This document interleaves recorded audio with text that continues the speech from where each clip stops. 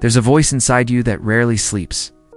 It whispers criticisms in the quiet moments, points out every flaw, every mistake, every imagined shortcoming, and somehow, you believe it. Its voice is not random. It was shaped over time. It's forged in childhood glances, harsh tones, impossible expectations. It often echoes someone you once needed love from, a parent, a teacher, a friend. Their words may be long gone, but the imprint remains. The voice says you're lazy when you rest, says you're not enough when you try, says the others are better, faster, more deserving, and you listen. Because it sounds like it's telling the truth, but what if it isn't? What if the voice is not wise, but wounded? What if it's just trying to protect you? In all the wrong ways. This is the nature of the inner critic. It doesn't hate you. It fears for you. It wants to keep you safe by keeping you small. To avoid embarrassment, to prevent disappointment, to shield you from being hurt again. So it criticizes you first, before anyone else can. It believes self-punishment is protection. But that belief is flawed. The critic assumes that harshness builds strength, that if you can just be hard enough on yourself, you'll finally improve. But shame doesn't lead to growth. It leads to hiding, to shrinking, to pretending. And beneath it all, to a quiet exhaustion. You don't need to be perfect to be worthy. You don't need to be flawless to be loved. That's not how real love works. The inner critic doesn't know that. It's still operating on old rules.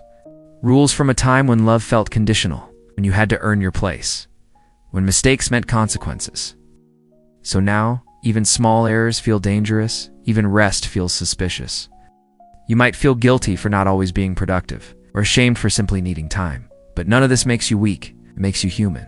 The voice inside isn't evil, just scared. Scared you'll be rejected. Scared you'll fail. Scared you'll be left behind. So it tries to motivate you by tearing you down. But what it really needs is comfort, understanding, and boundaries. You can say, I hear you, but I choose another way. You don't have to obey its every word. You are not its prisoner. You are the listener. Yes. And in that awareness, there is power. The first step is noticing.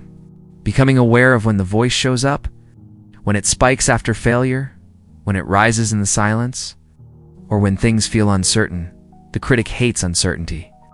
It would rather you stay in the known, even if it's painful, because at least pain is predictable. Healing, however, is unpredictable. It requires trust, compassion, things the inner critic doesn't understand. But you do. Somewhere deeper in you, there's a gentler voice, quiet presence that knows you are trying, that sees the weight you carry, that doesn't demand perfection. It only wants honesty and rest and kindness. This is the voice of your inner nurturer. It's a part of you that says, it's okay not to be okay. It's a part that says, you don't have to earn rest. This voice may be faint now, but it can grow. It grows every time you choose gentleness over judgment. Every time you pause instead of punish. Every time you say, I'm doing the best I can. The critic won't disappear overnight. But you don't need it to run your life anymore. You've outgrown it. You've outgrown the need to prove your worth.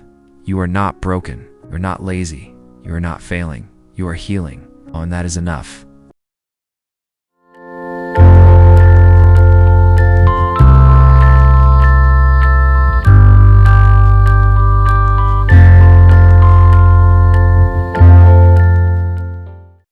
Self-judgment is subtle, but heavy.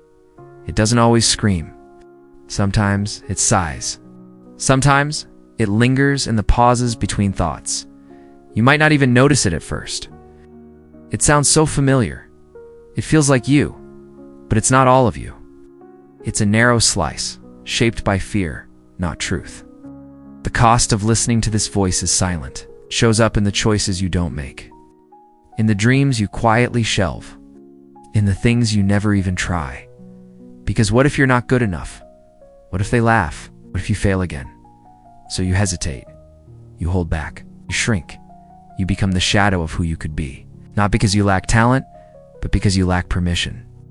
The inner critic rarely gives permission. It waits for perfection, and perfection never comes. It's like trying to walk forward with your own hand holding you back. A quiet tug on your confidence. A constant questioning of your worth. But it's exhausting, isn't it? Pretending not to care while secretly overthinking everything? Smiling while your thoughts spiral? being kind to others while being cruel to yourself. Why are we so quick to comfort others, yet so hesitant to offer that same compassion inward? You've likely been carrying this voice for years. Not just habit, it's a survival strategy. If you judge yourself first, others can't hurt you as deeply. If you find your flaws early, no one can surprise you with them. It's a preemptive strike. But even when no one else is attacking, the inner critic keeps swinging, and it bruises your spirit more than anyone else ever could. Every time you dismiss your own effort, the voice grows louder. Every time you say it's not good enough, you teach yourself to fear trying. But you were never meant to live under constant self-surveillance. Life is not a test you must ace every day. It's a journey, messy, non-linear, deeply human. Sometimes you stumble. Sometimes you pause. Sometimes you fall completely apart. That doesn't mean you're failing. That means you're alive. The inner critic doesn't understand this. It wants control. It wants certainty. But real growth lives in uncertainty, in the unknown, in the discomfort. And discomfort isn't danger. It's part of becoming. You are not meant to be polished all the time. You are not a brand. You're not a performance. You are a person, and people are allowed to be inconsistent, to change, to be wrong, then right, then wrong again. The critic will fight this. It will call you weak. It will call you lazy. The truth is, kindness takes more courage. Compassion is the higher road. And soft doesn't mean fragile. It means honest. You can begin softening the voice. Not silencing, just softening. Start by noticing when it speaks. Write it down, maybe. Give it a name that separates it from your core self. Something playful, even. Ah, there goes perfectionist Paul again. Or Judgy Jane is back this morning. Humor loosens its grip. Distance gives you power. You are not the voice, you are the awareness of it. And in awareness, you get to choose. Choose to pause. Choose to ask, is this helpful or just habitual? Choose to respond instead of react. You don't need to win arguments with your inner critic. You only need to outgrow its logic. Show it that you can survive without its punishments, that you can still move forward, even when you're gentle. That you don't need cruelty to improve. You only need care and consistency. Rest. Let yourself rest from the self-surveillance. Let yourself breathe without judgment. You are not behind. You are not broken. You are becoming. You are allowed to take your time. You weren't born judging yourself. You didn't come into this world second-guessing every move. That voice was taught, sometimes directly, through harsh words from adults, sometimes quietly, through expectations unspoken but deeply felt. Maybe it was a teacher who only noticed you when you excelled, or a parent who praised you more for achievements than effort, or a culture that tied your worth to productivity. Somewhere along the way you learned, if I'm not impressive, I'm invisible.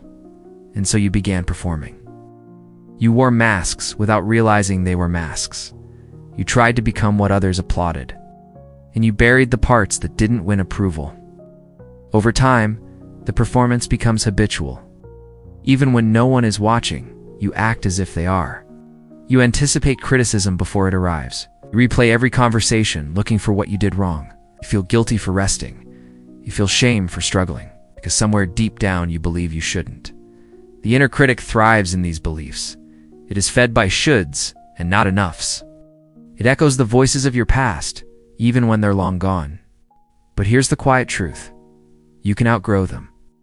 You can become your own narrator. You can write new scripts.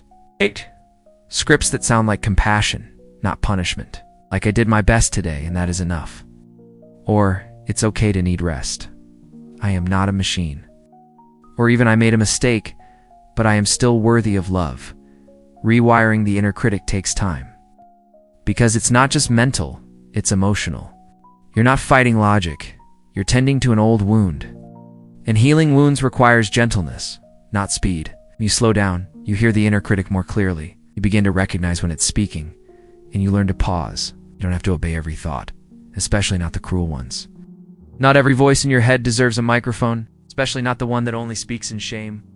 You have a choice. You can begin turning the volume down. You can replace it with a different tone. It's not fake positivity, just honest self-acceptance. Something like, I'm not perfect, but I am growing, or I'm not my worst day. You may feel resistance at first. The critic will say you're being delusional. It will call self-kindness weakness, but keep going. because there's a version of you beneath the criticism. One who remembers what it feels like to play, to dream without needing to justify it, to make mistakes without fearing exile. That version of you is not gone, just hidden. And slowly, through kindness, you can coax it back. You might start small. Give yourself credit for the things no one sees, the emotional labor, the invisible courage. The decision to keep trying when you could have given up can rewrite the stories you've internalized. I'm too much. No. You are expressive. I'm not enough. No. You are in process. I always mess things up. No. You're learning. Words shape your inner landscape, and healing begins with better words.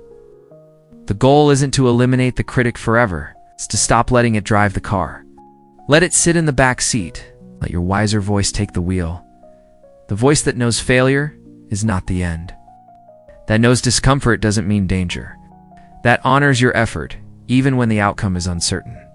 You are allowed to be proud of yourself, even if no one else notices. You're allowed to like who you are becoming. Even if you haven't arrived yet, you're allowed to rest. Even if you haven't finished everything. This is how you heal the critic's grip. Not through argument, but through attention. Through softness. Through new truths. The kind that feel like coming home.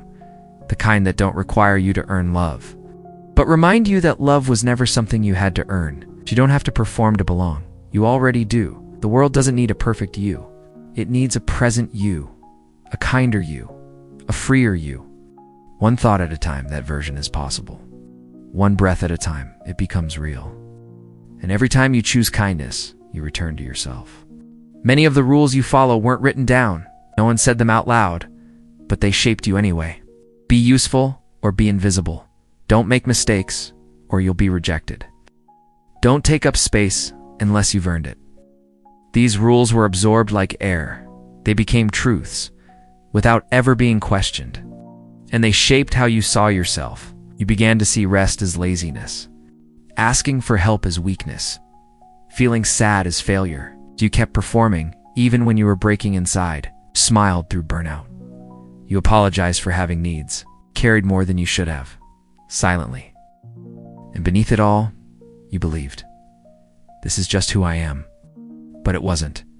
It was who you became to survive. Survival is not the same as thriving.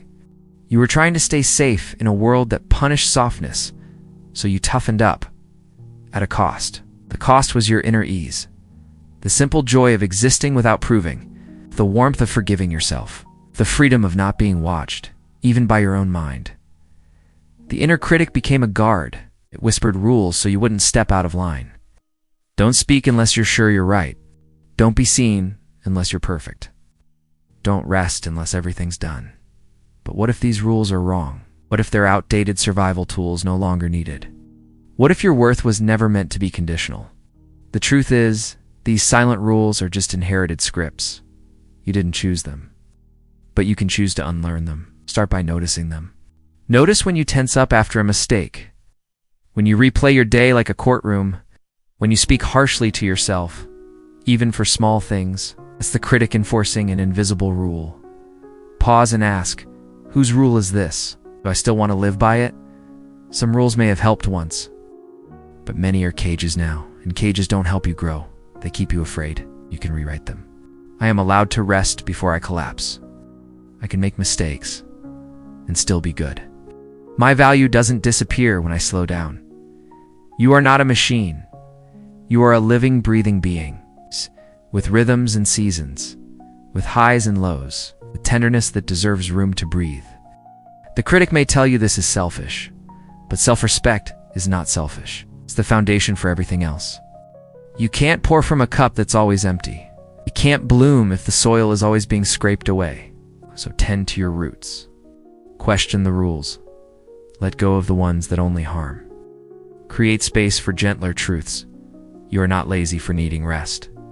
You are not broken for feeling tired. You are not dramatic for having emotions. These things make you human. And being human was never a flaw. The critic forgets that. But you can remember it again and again. You can be both accountable and kind. You can grow without hating who you are now. That's a powerful kind of healing, one that doesn't punish the past, but offers mercy to every version of you, including the one who just needed to survive, including the one who still flinches at praise, including the one who finds kindness unfamiliar. That version of you isn't weak, they're simply wounded. And wounds don't heal through judgment, they heal through care, through patience, through warm light after long nights. You're allowed to begin again, not because you failed, but because you deserve peace. You don't have to earn it, you just have to allow it. The critic will resist, it always does. But you are stronger than you think. You've made it this far, carrying so much. Imagine what's possible when you set some of it down. Imagine walking without the weight of shame, without the soundtrack of self-judgment. It won't happen all at once, but it starts here, with awareness, with choice. With the simple truth, you don't have to keep following old rules. Most of us know how to be kind to others. We comfort friends when they're hurting. We reassure loved ones when they make mistakes. But when it comes to ourselves, the voice changes. Suddenly we become the harshest critic in the room. How could you be so stupid? You always mess things up. No one else struggles like this. These thoughts come fast and sound familiar. You might not even notice them anymore. They become the background noise of your life. But if you pause and really listen, you'll hear the pain in them. That voice isn't a helpful guide, it's a wounded echo. It's an old protection mechanism trying to keep you small and safe. It thinks criticism equals improvement. That if it just scolds you hard enough, you'll finally change. But change built on shame doesn't last. It fractures you further. It creates a life of performance, not peace. True growth begins when kindness enters the conversation. When you stop treating yourself like a problem to be fixed and start treating yourself like someone who's been hurting too long. Imagine if you spoke to yourself the way you speak to someone you love. Not with indulgence, but with compassion. And not with excuses, but with understanding. You're having a hard time, and that's okay. You made a mistake, but you're still worthy of love. You don't have to get it all right to deserve rest. At first, this might feel fake, foreign, even uncomfortable. But that's not because it's wrong. It's because you're not used to it. You've lived with the critic's voice for so long, it feels like home. But familiarity isn't the same as truth. Just because it's been your inner voice doesn't mean it should stay. You can choose to speak differently now, to rewrite the tone of your thoughts, slowly, gently. With practice, the language of kindness becomes more fluent. And every time you speak it, your nervous system listens. Your body softens. Your breath deepens. Your inner world shifts. You start to believe. Maybe I'm not broken. Maybe I'm just healing. You begin to recognize progress, not just flaws. You start to acknowledge how far you've come, not just how far you have left. And in those quiet moments, something new emerges. An inner ally. A voice that says, it's okay to pause. A voice that reminds you, you don't have to earn your place. This voice doesn't ignore your struggles. It honors them, without turning them into verdicts. That's the power of self-kindness. It doesn't erase accountability. It makes it sustainable. Because growth that's rooted in compassion lasts longer than fear-driven change. When you fail, it doesn't scream. It says this hurts. Let's learn.